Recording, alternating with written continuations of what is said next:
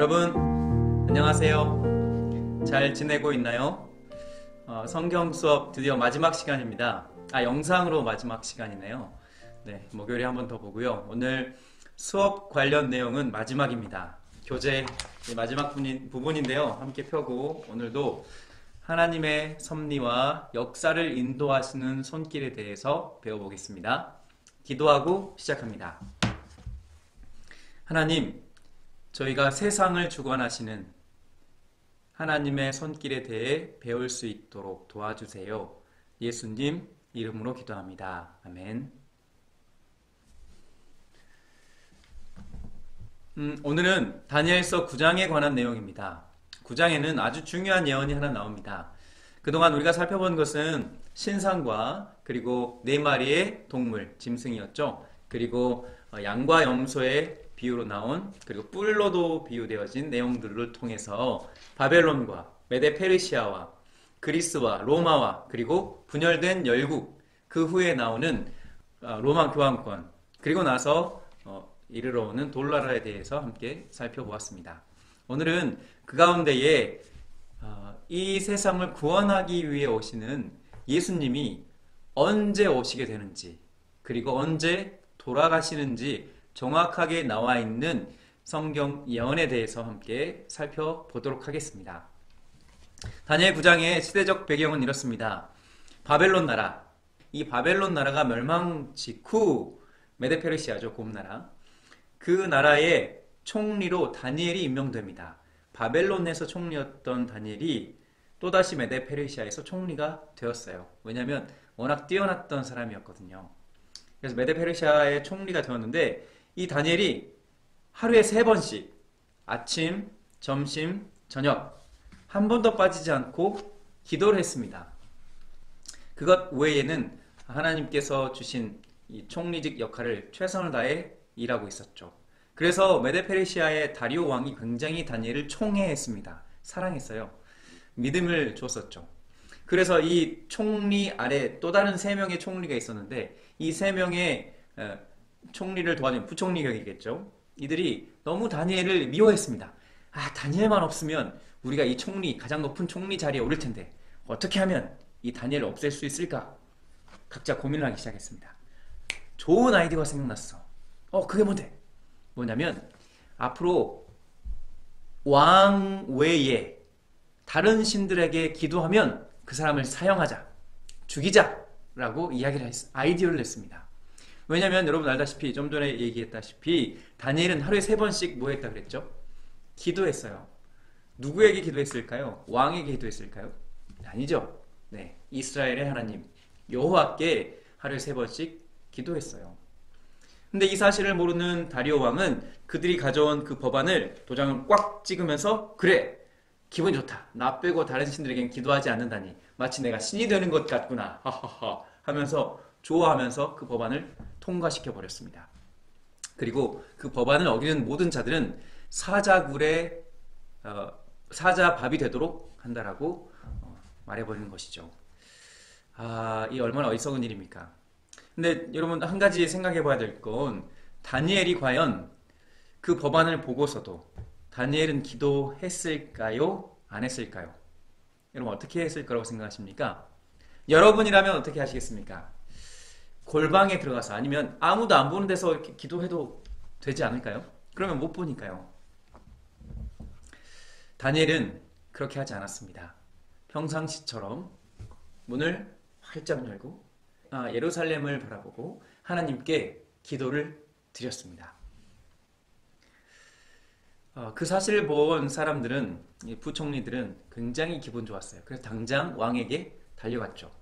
그리고 왕이시여, 왕의 법안을 어기는 사람들을 드디어 발견했습니다. 아니, 그게 누구냐? 바로 다니엘입니다.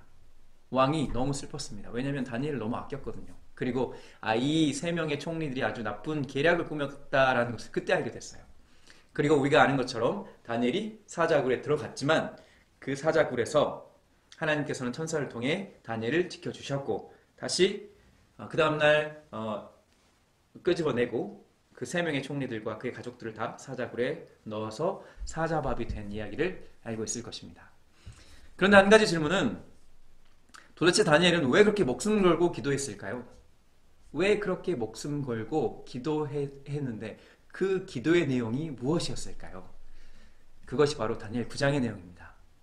여러분, 다니엘 9장은 사자굴에서 목숨을 바꿔 쓴 다니엘의 이야기인 것입니다. 여러분, 목숨 걸고 기도해 본 적 있나요? 다니엘은 목숨 걸고 기도했습니다. 그리고 그 내용이 여기에 나와 있습니다. 한번 제가 읽어볼게요. 다니엘 9장 1절로부터 말씀인데요. 이렇게 설명합니다. 먼저 2절 읽어보면 곧 그 통치 원년에 나 다니엘이 책을 통해 여호와께서 말씀으로 선지자 예레미야에게 알려주신 그 연수를 깨달았으니 곧 예루살렘의 황폐함이 70년 만에 그치리라 하신 것이라. 이게 무슨 말이냐면 다니엘이 포로로 잡혀왔는데 책을 보니 예레미야라는 책이었습니다. 그 책에는 70년 만에 다시 이스라엘 백성이 본국으로, 포로에서 벗어나 본국으로 돌아간다라고 설명을 해줬어요. 그리고 그 연수를 계산해 보니 몇 년 안 남은 것입니다. 이스라엘 백성들이 자신의 고국으로 돌아갈 날이 얼마 남지 않았는데 이스라엘 많은 백성들이 돌아가려고 생각을 하지도 않고 있는 거예요. 그래서 다니엘이 너무 답답해서 하늘에 하나님께 기도하면서 우리 백성의 죄를 회개하게 해달라고 하고, 그리고 준비해서 돌아갈 수 있도록 백성을 깨우쳐 달라고 간절히 기도했던 것입니다. 그래서 다니엘은 목숨을 걸고 같은 민족이 다시 하나님께 돌아갈 수 있도록 기도했던 것입니다. 여러분, 새 학년이 되면서 이제 6학년이 되실 텐데 우리 학교, 특별히 한국의 시스템상 물론 경쟁해야 될 대상들이지만, 그러나 그 가운데에서도 우리 친구들을 사랑하고 또 동료들을 함께 하늘에 갈 수 있도록 기도해주고 또 독려해주는 우리 멋진 앞으로 6학년 친구들이 되길 간절히 바라겠습니다. 그리고 나서 이 다니엘이 하늘로부터 큰 비전을 받습니다. 이상, 앞으로 일어날 예언에 대한 이야기를 가브리엘 천사로부터 듣게 됩니다. 그 내용이 여기 이 도표로 나와 있습니다.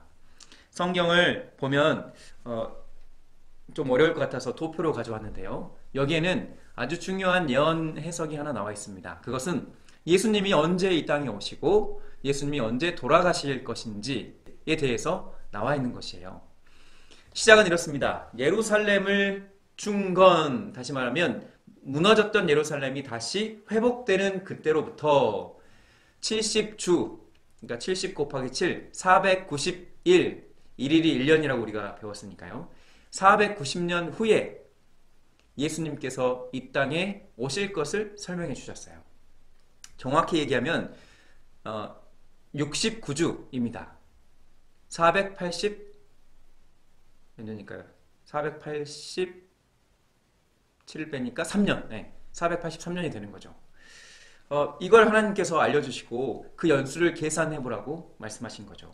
역사적으로 정말 그런 일이 일어났는지 한번 생각해 볼게요. 먼저 예루살렘이 중건된 해는 BC 457년입니다.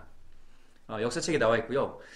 이 예루살렘 성전과 성소 모두가 회복되어져서 통치권을 갖게 된 게 BC 457년입니다. 그러면 여기서 좀 전에 얘기했던 69주, 다리 말해서 483년을 빼면 예수님이 이 땅에 오시는 날짜가 되는 것이죠. 네. 여러분도 한번 계산해 보세요. 457년 빼기 483년은 몇 년이 나올 거예요? 26년인데 26 플러스 1이 해야 됩니다. 왜냐하면 BC와 AD 사이에는 0이 없어서 1을 더해줘야 되거든요. 네, 수학 잘하는 친구들은 금방 이해할 것 같습니다. 아무튼 그래서 AD 27년에 예수님께서 실제로 침례를 받고 공적인 생애, 세상 사람들에게 기적을 베풀고 또한 하나님 나라를 증거하는 그 해를 시작하게 됩니다. 그리고 한 일의 절반, 즉 3년 반 후에 예수님께서는 십자가에 달려 죽으십니다. 그게 AD 31년이 되는 거죠. 그리고 하늘로 올라가셨습니다. 올라가시면서 뭐라고 했을까요? 그럼 뭐라고 했을 것 같습니까?